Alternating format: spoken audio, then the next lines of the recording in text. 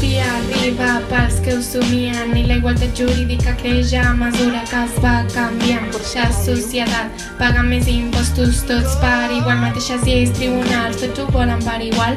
La burgesia t'està dominant per darrere i per davant, els diners et faran estar més ara per si vols entrar en l'alta societat. La noblesa ha patit i tant que ha patit, els privilegis nobiliaris s'han esvaït, la burgesia s'ha enfortit a causa dels poders polítics que han adquirit. Hola classes socials, adeu estaments, ara tots podem ser guais si tenim molts diners. Quants diners guanyes? Quants diners tens? Classes mitjanes, populars o dirigents? Socialisme, anarquia, democràcia, nous moviments que es troben a les places.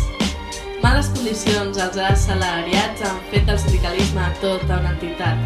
No miris així, només m'estic queixant d'aquest capitalisme que m'està rebentant.